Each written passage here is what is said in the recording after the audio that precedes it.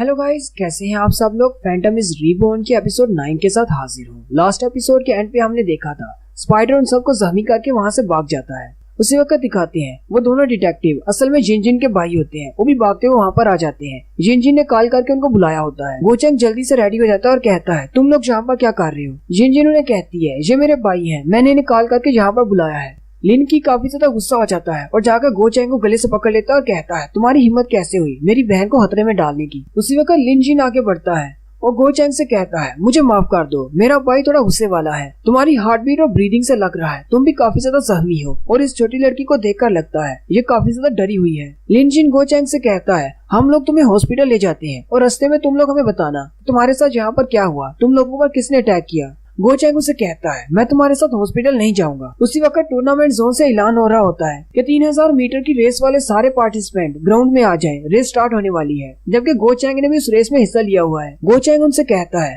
मैंने इस रेस में हिस्सा लिया है और मुझे भागना है। सुई आगे बढ़ती है और गोचेंग से कहती है कहीं तुम्हारा दिमाग तो नहीं खराब हो गया, तुम इतनी ज्यादा जख्मी हो, क्या तुम फिर भी इस रेस में हिस्सा लेना चाहती हो। गोचेंग उसे कहता है तुम सबको मैंने ट्रेन किया, तुम सब ने अपने कंपटीशन में बहुत ही अच्छा किया, अब मुझे भी करना होगा, मैं ये कर सकता हूँ। तुम सब लोग हॉस्पिटल चले जाओ, मैं अपनी रेस मुकम्मल करने के बाद आ जाऊंगा। लिन की से कहता है तुम दोनों लड़कियों को लेकर हॉस्पिटल चले जाओ, मैं यहीं पर रुकता हूँ, इसकी रेस खत्म होने के बाद मैं इसे लेकर आ जाऊंगा। जिन उनसे कहती है लेकिन मुझे भी यहीं पर रुकना है और इस रेस को देखना है। सुई कहती है हाँ मैं भी यहीं पर रुकूंगी और रेस को देखूंगी। जिन उनसे कहती है चलो फिर दोनों ग्राउंड की तरफ इकट्ठे चलते हैं। साथ ही वो अपने दोनों भाइयों से कहती है इस बात से कोई मसला तो नहीं। वो दोनों कहते हैं नहीं कोई बात नहीं, तुम दोनों जा सकती हो। वो दोनों जैसे ग्राउंड में जाती हैं उनके सारे क्लास वाले उन्हें देखकर परेशान हो जाते हैं और कहते हैं तुम दोनों कहाँ पर थी और जिन का हाथ कैसे जख्मी हो गया, तुम्हारे पीछे ये दो लोग कौन है, ये तो बहुत ज्यादा सस्पिशियस है। जिन उनसे कहती है परेशान होने की जरूरत नहीं, ये दोनों मेरे भाई हैं और ये भी यहाँ पर टूर्नामेंट देखने के लिए आए हैं। लिन जिन आगे बढ़ता है और उन सारे बच्चों से कहता है मैं जिन का भाई हूँ और हम दोनों यहाँ पर अपनी बहन का कंपटीशन देखने के लिए आए हैं। जिन का हाथ सीढ़ियों से गिरकर जख्मी हो गया, इसलिए परेशान होने की ज्यादा जरूरत नहीं है। लिन जिन सुई से कहता है यहाँ पर शोर मचाने की जरूरत नहीं है, जैसे मैं कह रहा हूँ वैसे करती जाओ। सुई से कहती है चलो ठीक है। जबकि साशा उन दोनों को बातें करते हुए देख रही होती है। साथ ही ग्राउंड में गोचेंग की रेस स्टार्ट हो जाती है। गोचेंग क्योंकि जख्मी होता है, रेस स्टार्ट होती है वो नीचे गिर जाता है। बाकी सारे बच्चे काफी ज्यादा आगे निकल जाते हैं, लेकिन ये फिर भी जख्मी हालत में भागता हुआ उनके पीछे जा रहा होता है। उसके सारे क्लास वाले भी उसके लिए परेशान होते हैं और कहते हैं आखिर इसको क्या हो गया, ट्रेनिंग में तो जो बहुत ज्यादा अच्छा था, यहाँ पर जो ठीक से भाग क्यों नहीं पा रहा। गोचेंग कहता है मैं काफी ज्यादा जख्मी हूँ, मेरा कंधा शायद डिसलोकेट हो चुका है और मेरी आंखों के सामने अंधेरा छा रहा है, मैं गिरने वाला हूँ। उसी वक्त उसकी क्लास फेलोज पीछे से चिल्लाकर उसे कहते हैं युआन तुम कर सकते हो, तुम भाग सकते हो, तुम इसे जीत सकते हो। गोचेंग जो कि पहले गिरने वाला था, अपने दोस्तों की हौसला अफजाई की वजह से उसमें नई जान आ जाती है और वो फिर से भागना शुरू करता है। फिर वो इतना तेज भागता है कि बाकी सारे बच्चों को पीछे छोड़ता हुआ सबसे आगे निकल जाता है और कंपटीशन को जीत लेता है। ये देखकर उसकी सारी क्लास बहुत ज्यादा खुश हो जाती है, लेकिन रेस खत्म करने के फौरन बाद गोचेंग जमीन पर गिर जाता है और वहीं पर बेहोश हो जाता है। नेक्स्ट सीन हॉस्पिटल का होता है। गोचेंग को जैसी होश आती है वो जल्दी से फाइट के लिए रेडी हो जाता है। उसके सामने साशा बैठी होती है। साशा उसे कहती है डरो नहीं, ये तो मैं हूँ। गोचेंग उसे वहाँ पर देखकर हैरान हो जाता है। गोचेंग साशा से कहता है सुई कहाँ पर है, क्या वो सेफ है। साशा उसे बताती है वो जिन के भाइयों के साथ है। गोचेंग सोचता है वो दोनों भाई सोल्जर्स हैं, इसलिए सुई उनके साथ सेफ है। गोचेंग साशा से कहता है लेकिन तुम यहाँ पर क्या कर रही हो। साशा उससे कहती है मैं तुमसे अकेले में बात करना चाहती थी। दिन के वक्त मैं इसलिए नहीं आ सकी क्योंकि जिन के दोनों भाई दरवाजे पर पहरा दे रहे थे और मुझे अंदर नहीं आने दिया। वैसे मेरे फादर ने इस हॉस्पिटल में बहुत सारी डोनेशंस दी हुई हैं, इसलिए मेरे कॉन्टेक्ट्स हैं, इसलिए डॉक्टर ने मुझे तुमसे अकेले मिलने की इजाजत दे दी। साशा गोचेंग से कहती है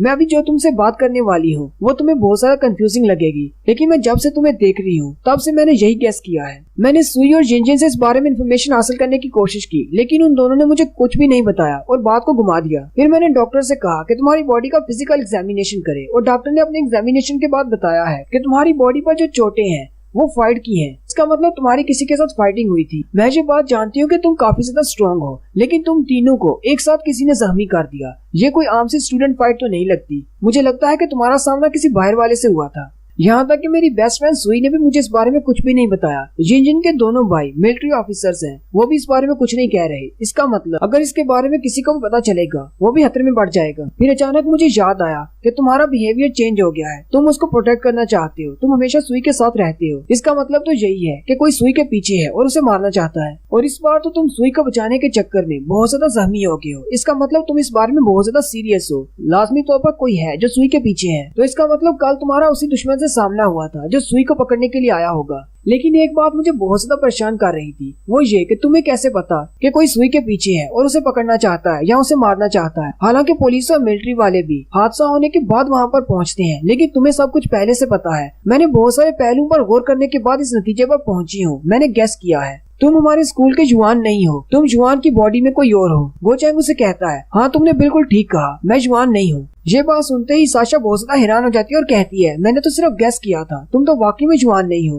गोचैंग उसे अपने बारे में सब कुछ बताता है कि मैं एक मर्सिनरी हूँ और मैं आर्मी के लिए काम किया करता था। एक मिशन के दौरान मेरी मौत हो गई और उसके बाद जब मेरी आंख खुली तो मैं इस लड़के की बॉडी में था। साशा उसे कहती है, लेकिन फिर तुमने अपनी ऑर्गेनाइजेशन के साथ राब्ता करने की कोशिश क्यों नहीं की? अपनी ऑर्गेनाइजेशन के सोल्जर्स की मदद से तुम उस दुश्मन को आसानी से पकड़ सकते हो जो सुई के पीछे है। गोचैंग उसे कहता है, मैं ऐसा नहीं कर सकता, क्योंकि अगर मैं अपना मोबाइल इस्तेमाल करूंगा तो मेरे मोबाइल को कोई भी टैप कर सकता है। फिर मैंने ये भी सोचा था कि मैं अकेला वहाँ पर चला जाता हूँ और अपनी ऑर्गेनाइजेशन वालों से बात करता हूँ, लेकिन फिर मैंने सोचा मैं कमजोर बॉडी में हूँ, अगर मुझे किसी ने पकड़ लिया और मुझसे सारे सीक्रेट्स उगलवा लिए फिर मेरे पास कोई भी रास्ता नहीं बचेगा उस शख्स को मारने के अलावा। साशा उसे कहती है, क्या सारे मर्सिनरी ऐसा ही करते हैं? साशा गोचैंग से पूछती है, क्या तुम सुई को इस बारे में बताने वाले हो? गोचैंग उसे कहता है, मेरा इरादा तो है।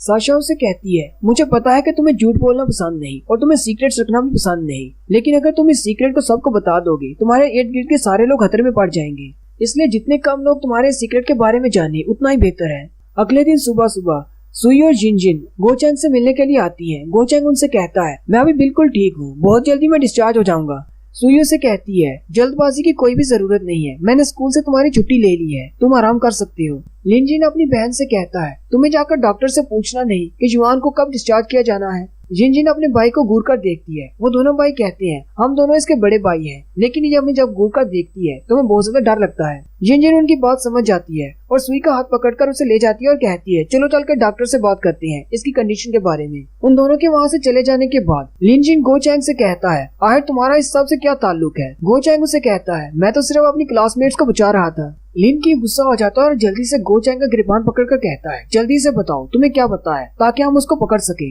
लिनजिन अपने भाई को शांत करता है और उसे बाहर ले जाता है और कहता है, मुझे पता है ये कुछ हाइड कर रहा है, लेकिन गुस्सा करने से कुछ भी हासिल नहीं होने वाला। लिनजिन अपने भाई को बाहर छोड़ आता है और वापस आकर गोचैंग से कहता है, क्यों ना हम दोनों एक डील करें, मैं तुम्हें इन्फॉर्मेशन देता हूँ, तुम मुझे इन्फॉर्मेशन दो। तुम्हारे बारे में बहुत सारी मिस्ट्रीज है जिन्हें मुझे अनफोल्ड करना है। फ्यूचर में शायद तुम हमारी आर्मी को ज्वाइन करने के लिए बेहतर कैंडिडेट साबित हो, लेकिन अभी के लिए चलो मेरे पास जो इन्फॉर्मेशन है वो मैं तुम्हें देता हूँ और तुम्हारे पास जो इन्फॉर्मेशन है वो तुम मुझे दे दो। गोचैंग उसे कहता है, चलो ठीक है, बताओ तुम क्या जानना चाहती हो। लिनजिन उसे कहता है, मैंने अपनी बहन से सुना है कि उस दिन जिस अटैकर ने तुम लोगों पर अटैक किया तुम उसे जानते थे और वो सुई पर अटैक करने के लिए आया था और उस लड़की को तुमने स्पाइडर कहा था, क्या तुम्हें उसके बारे में और कुछ पता है?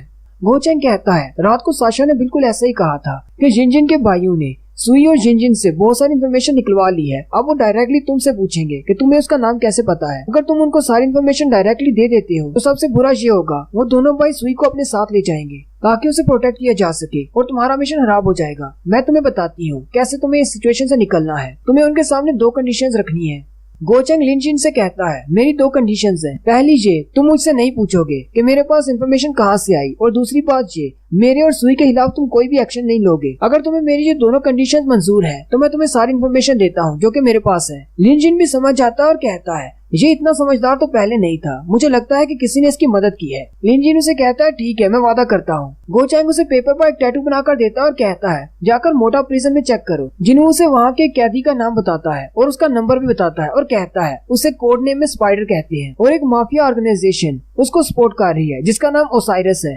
लिनजिन बहुत ज्यादा हैरान हो जाता है और कहता है, क्या स्पाइडर वाकई में ओसाइरस का मेंबर है? लिनजिन ये देखकर बहुत ज्यादा हैरान हो जाता है और कहता है, इसे तो उस जेल के कैदी का नंबर भी याद है। हालांकि मोटा प्रिजन बहुत ज्यादा हेविली गार्डेड प्रिजन है। गोचैंग उसे कहता है, क्या तुम्हें ओसाइरस ऑर्गेनाइजेशन के बारे में पता है? क्या तुम स्पाइडर के बारे में भी जानते हो? लिनजिन उसे कहता है, हम दोनों भाई एक केस को इन्वेस्टिगेट कर रहे हैं जो कि इलीगल ह्यूमन एक्सपेरिमेंटेशन के बारे में है और इस एक्सपेरिमेंटेशन को ओसाइरस ऑर्गेनाइजेशन वाले सपोर्ट कर रहे हैं। हमारे पास एक विटनेस है जिसने स्पाइडर को अपना क्राइम करते हुए देखा है। उस विटनेस ने बताया कि स्पाइडर जिस इंसान को मारता है वो उसकी बॉडी ले लेता है, मुकम्मल तौर पर सर से पैर तक बिल्कुल वैसा बन जाता है। गोचेंग उसे कहता है लेकिन ऐसा कैसे हो सकता है, मैंने भी जब उसे पहली बार देखा था तो वो एक मर्द था लेकिन अब वो एक लड़की की बॉडी में था। लिनजिन उसे कहता है क्या तुम्हें हमारी पहली मुलाकात याद है, मैं जमीन पर हाथ रख के तुम्हें सेंस करने की कोशिश कर रहा था लेकिन तुमने मुझसे पूछा था कि मैंने तुम्हें कैसे ढूंढ लिया, तो मैंने तुम्हें कुछ भी नहीं बताया था। असल में वो मेरी स्पेशल एबिलिटी थी। इसी तरह स्पाइडर के पास भी एक स्पेशल एबिलिटी है। हो सकता है कि उसकी स्पेशल एबिलिटी दूसरों की बॉडी को चुराना हो। और यहीं पर हमारी एपिसोड 9 का एंड होता है।